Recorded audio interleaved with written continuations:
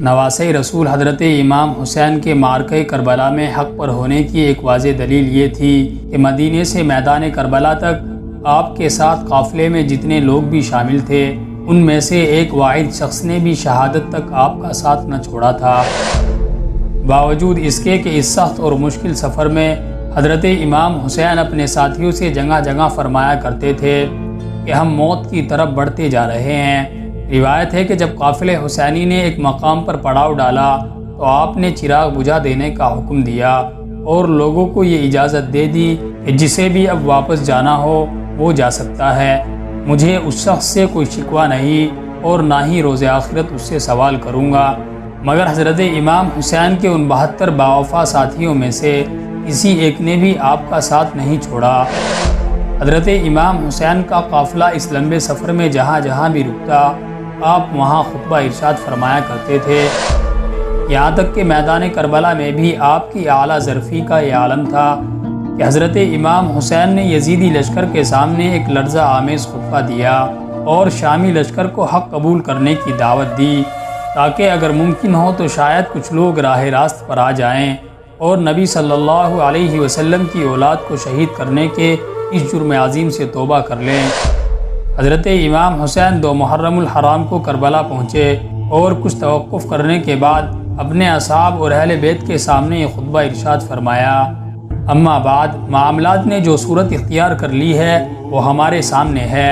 یقیناً دنیا نے رنگ بدل لیا ہے اور بہت بری شکل اختیار کر لی ہے، اس کی بھلائیوں نے منہ پھیر لیا ہے اور نیکیاں ختم ہو گئی ہیں، اور اب اس میں اتنی ہی اچھائیاں باقی رہ گئی جتنی کسی برتن کی تہ میں باقی رہ جانے والا پانی۔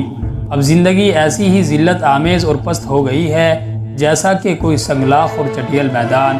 کیا تم لوگ دیکھ رہے ہو کہ حق پر عمل نہیں ہو رہا ہے اور کوئی باطل سے روکنے والا بھی موجود نہیں ہے؟ ان حالات میں مرد مومن کو چاہیے کہ وہ خدا سے ملنے کی آرزو کرے۔ میں جانبازی اور شجاعت کی موت کو ایک سعادت سمجھتا ہوں اور ظالموں کے درمیان زندگی گزارنا میرے نزدیک ذلت اور حقارت ہے۔ لوگ دنیا کے غلام ہو چکے ہیں اور دین صرف ان کی زبان پر رہتا ہے۔ یہ بس اس وقت تک دین کے حامی ہیں جب تک ان کی زندگی آرام اور آسائش سے گزرے، اور جب امتحان میں ڈالے جائیں تو دیندار بہت کم رہ جاتے ہیں۔ عاشورہ کے دن لشکر یزید کے سامنے حضرت امام حسین نے ایک انتہائی اہم ولولہ انگیز اور تاریخی خطبہ دیا جسے سن کر قافلہ حسینی کے ہر شخص کی آنکھوں سے آنسو جاری ہو گئے اور یزیدی لشکر کے سپاہیوں کے دل دہل گئے۔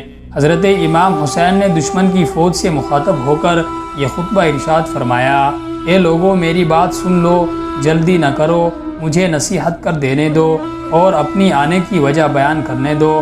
اگر میرا عذر معقول ہو اور تم اسے قبول کر سکو تو یہ تمہارے لیے خوش نصیبی کا باعث ہوگا اور تم میری مخالفت سے باز آ جاؤ گے، لیکن اگر یہ سننے کے بعد بھی تم میرا عذر قبول نہ کرو اور انصاف کرنے سے انکار کر دو تو پھر مجھے کسی بات سے بھی انکار نہیں ہے۔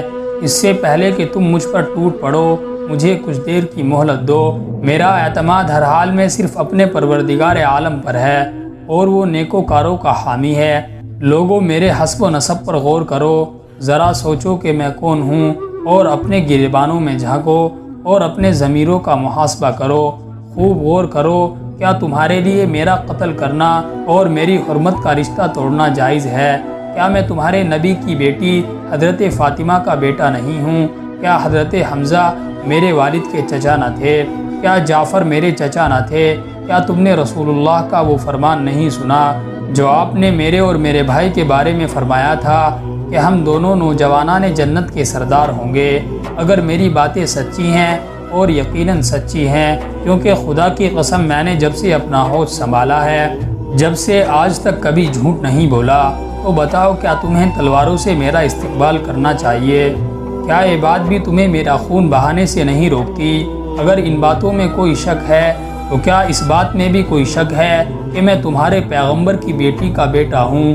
خدا کی قسم مشرق و مغرب کے درمیان پیغمبر کی بیٹی کا فرزند میرے علاوہ کوئی نہیں ہے۔ کیا میں نے کسی کو قتل کیا ہے جس کے خون کا بدلہ تم مجھ سے لینا چاہتے ہو، یا کسی کا مال اٹھایا ہے، یا کسی کے زخم کا قصاص مجھ سے چاہتے ہو؟ خدا کی قسم ایسا ہرگز نہیں ہوگا۔ کہ میں ذلت کا ہاتھ تھام لوں اور نہ ہرگز میں غلاموں کی طرح بھاگوں گا۔